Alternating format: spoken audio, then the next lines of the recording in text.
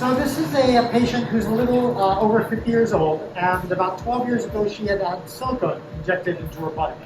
And initially it looked really good, but over the ensuing years she developed localized buttock pain. Occasionally goes down her leg. It's really bad in the morning when she wakes up.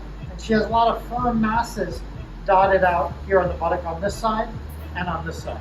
So we did an MRI. We determined that it's definitely silicone throughout the area. It doesn't go into the muscle, but we'll see here during the surgery. And the best way to get this patient's silicone and scar tissue out is with an incision.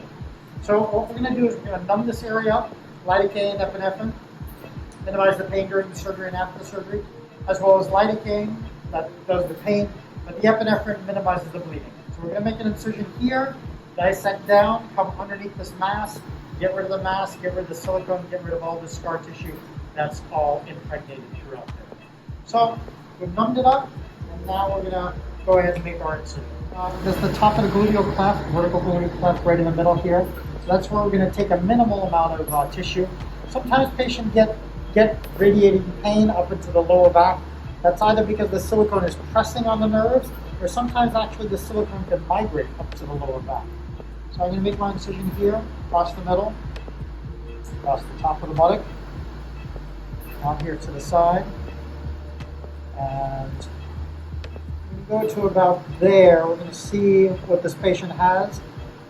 If we have to, we'll go to the corner, but maybe we can limit her scar.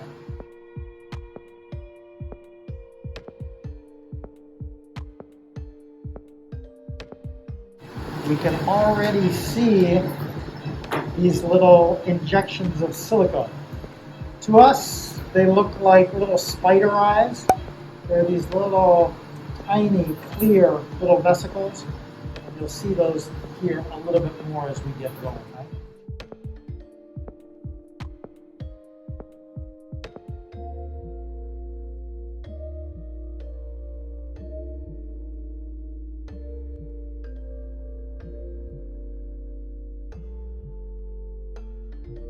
So now you can maybe see the anatomy changes here a little bit.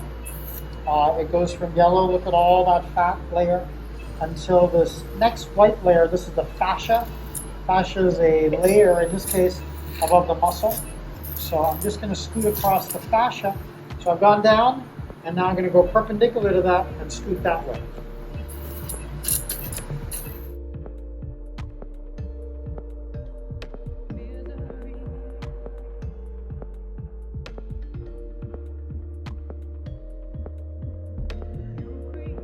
See the anatomy is changing up nicely.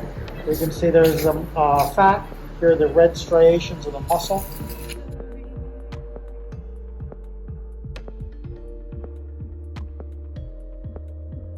This is the best dissection I've found. We call it digital or manual dissection, where I use my hand to come down to this flap. My goal is to come down to here, to come underneath all these lumps. And I can feel these little balls of injection that have been placed there about 12 years ago, all throughout the specimen here.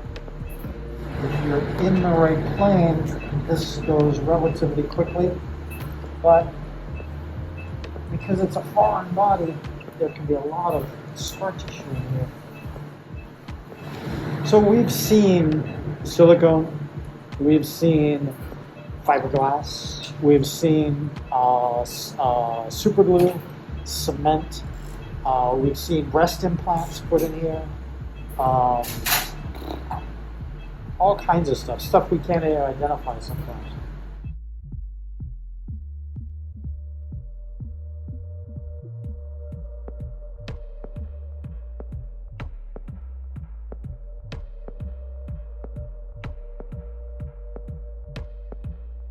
So this is where the buttock meets the posterior thigh. We call this the infragluteal fold.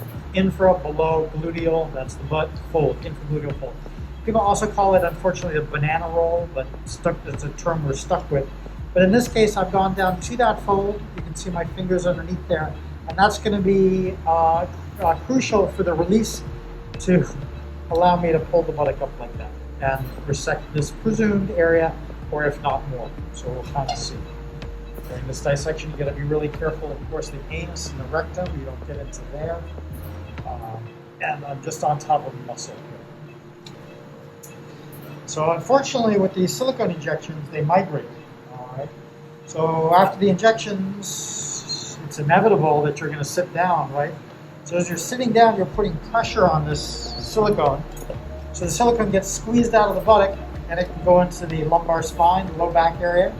It can go down the legs. It can go into the hips. And then also, really bad news, it can go into this area, this perineal region. It can go into the labia. It can go into the scrotum. It can go into the inguinal region. So it's really bad news. So don't get injections. So I did my incision. I went straight down, gluteus maximus muscle fascia, then made a 90-degree turn and went under. And now I'm just checking the symmetry of the dissection on both buttocks.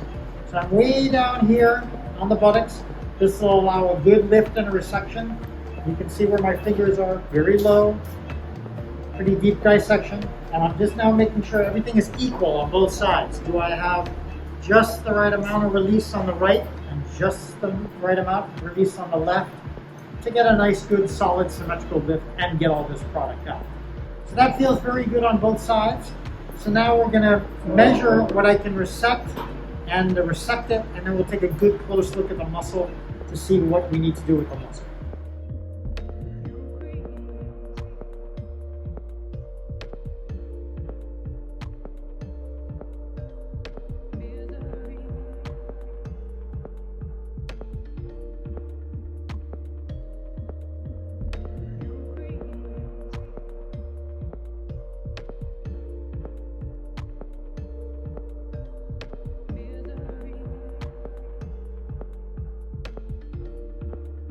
And if you kind of look at right in here, this is sort of classic.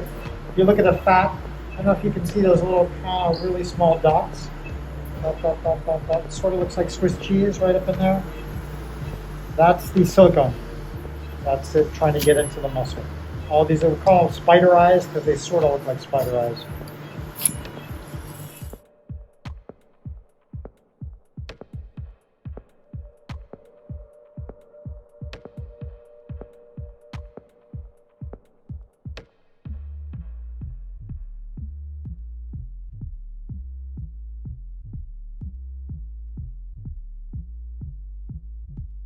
All these are, we call them bobas. Here's a classic example, spider eye, sort of glistening right there.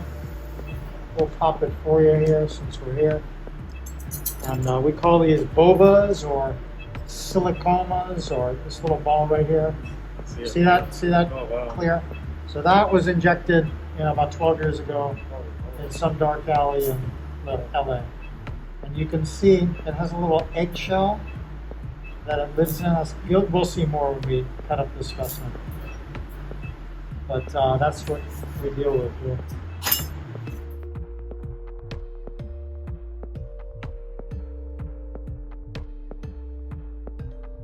So we're done with the incision. We're done with the dissection. I took it off the muscle, I took out the skin, I took out the silicone and the scar tissue, and now I'm ready to close. So basically we're going to bring that up. Most important thing for this patient is the majority, hopefully all, of the silicone and scar tissue is gone. And now we're just going to close things up and get her out to the recovery room.